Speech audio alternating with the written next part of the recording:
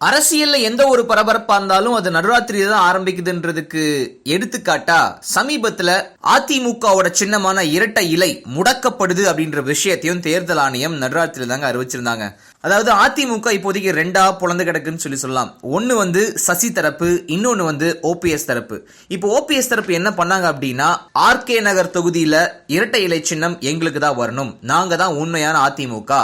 சசிகலா அவர்கள் அவங்களா நியமிச்சுக்கிட்டாங்க தங்களை வந்து பொதுச் செயலாளரா, சோ அவங்களோட பொதுச் செயலாளர் பதவியே வந்து செல்லாது.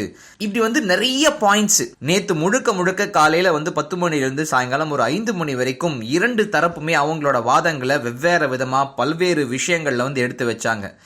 இது எல்லாத்தையுமே கேட்ட தேர்தல் ஆணையம் என்ன சொல்லிட்டாங்க அப்படின்னா, இப்போதைக்கு அதிமுக அப்படின்ற கட்சியோட பெயரையும் சரி இரட்டை இலை சின்னத்தையும் சரி நாங்க வந்து முடக்கி வைக்கிறோம். இந்த ஒரு தேர்தல்ல இந்த ரெண்டு விஷயத்தையும் நீங்க யூஸ் பண்ண முடியாது. சோ வேற ஒரு சின்னம் வேற ஒரு கட்சி பெயர் ரெண்டையுமே வந்து நீங்க யூஸ் பண்ணிக்கலாம். அதை வந்து உங்களுக்கிட்டே நாங்க விட்டுறோம்.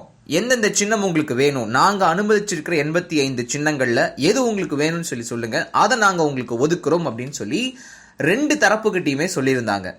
இதுக்கப்புறமா சசிகலா தரப்புல இருந்து என்னென்ன விஷயங்கள் சொன்னாங்கன்னா, எங்களுக்கு வந்து தொப்பி, கிரிக்கெட் பேட், அப்படி இல்லாட்டி ஆட்டோ, இந்த மூணுல வந்து ஏதோ ஒரு சின்னத்தை ஒதுக்குங்க, நாங்க வந்து அதிமுக அம்மா அப்படின்ற கட்சி பெயரை வச்சுக்கிறோம் சொல்லி சொன்னாங்க. அதிமுக அம்மா அப்படின்றத வந்து நாங்க ஏத்துக்கிறோம், அதே சமயம் உங்களுக்கு நாங்க ஒதுக்குற சின்னம் வந்து ஆட்டோ அப்படின்னு சொல்லி எலெக்ஷன் கமிஷன் கிட்ட இருந்து பதில் வந்துச்சு.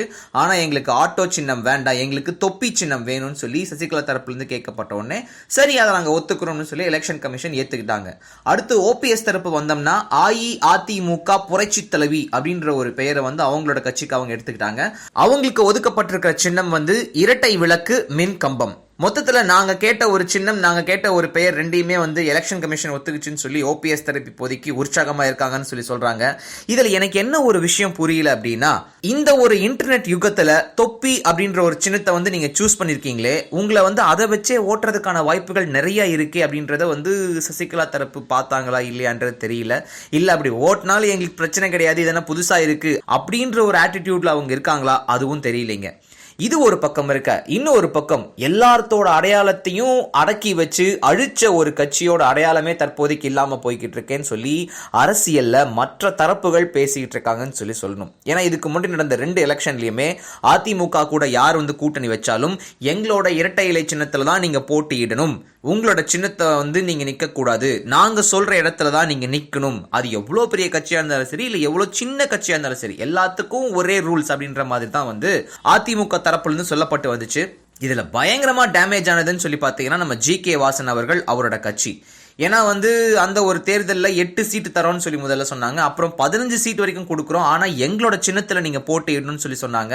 எப்படி இவ்வளோ காலமும் வந்து நம்ம கட்சிக்குன்னு ஒரு அடையாளம் இருக்கு இல்லையா, நாம எப்படி வேற ஒரு சின்னத்துல நிக்க முடியும் அப்படின்னு சொல்லி ஜி.கே. வாசன் அவர்கள் வேணான்னு சொல்லி நிராகரிச்சு மக்கள் நல கூட்டணியில போய் கடைசியில் இணைஞ்சாரு. அவருக்கு ஒதுக்கப்பட்ட சின்னம் வந்து தென்னந்தோப்பு சின்னம். ஆனா அந்த ஒரு தேர்தலில் அந்த கட்சி படுதோல்வி அடைஞ்சதுன்னு சொல்லி சொல்லணும். இது மட்டும் இல்லாம மனிதநேய ஜனநாயக கட்சி, இந்திய குடியரசு கட்சி, சமத்துவ மக்கள் கட்சி, தமிழ்நாடு கொங்கு இளைஞர் பேரவை, தமிழ் மாநில முஸ்லீம் லீக், முக்குலத்தோர் புலிப்படை, இந்த எல்லா கட்சியுமே இரட்டை இலை சின்னத்துல தான் போட்டிட்டு இருக்கிறாங்க கடந்த தேர்தல்கள்ல.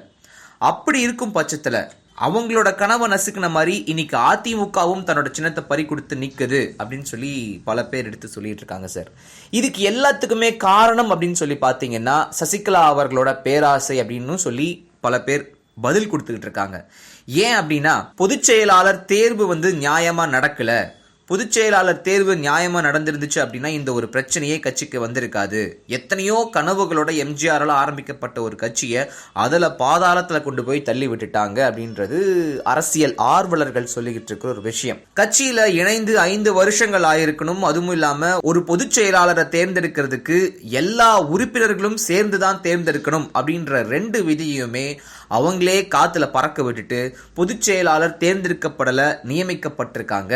அதனால வந்து இதுல எந்த விதமான பிரச்சனையும் இல்லைன்னு சொல்லி அதிமுக தரப்புல சொல்லப்பட்டதுதான் இப்போதைக்கு இந்த ஒரு பிரச்சனையே கிளப்பி விட்டுருக்கு. கொஞ்சம் அடக்கி வாசிச்சிருந்தாங்க அப்படின்னா இந்த ஒரு நிலைமை கட்சிக்கு வந்திருக்க வாய்ப்பே கிடையாது அப்படின்றது அதிமுகக்குள்ளேயே வந்து பேசப்படுற ஒரு விஷயமா இருக்குங்க. இந்த முறை வந்து நடிகர்களே தேவையில்லைன்னாரு. தேவையில்லைன்னா விருப்பில் சொல்றது இல்லை. ஒரு நடிகர் மூலமாக ஒரு திராவிட முன்னேற்ற இதை வந்து நம்ம வேணாம், நிப்பாட்டிக்குவோம், ஒன்லி பேச்சாளர்கள் மட்டும் போய் பேசினா போதும் என்று சொல்லும் பொழுது அன்னைக்கு நான் தளபதி அவர்களோட இருக்கிறேன். அப்போ எனக்கு முகம்லாம் வாடுது. டேய் நீ கட்சிக்காரன்டா, நான் நடிகர்களுக்கு சொன்னேன் அப்படின்னாரு. இப்படியே சொன்னார், நீ கட்சிக்காரன்டா, நான் நடிகர்களுக்கு சொன்னேன். அதாவது கவர்ச்சியாக வந்து ஒரு ஓட்டு கேட்குறது நமக்கு வேண்டாம்.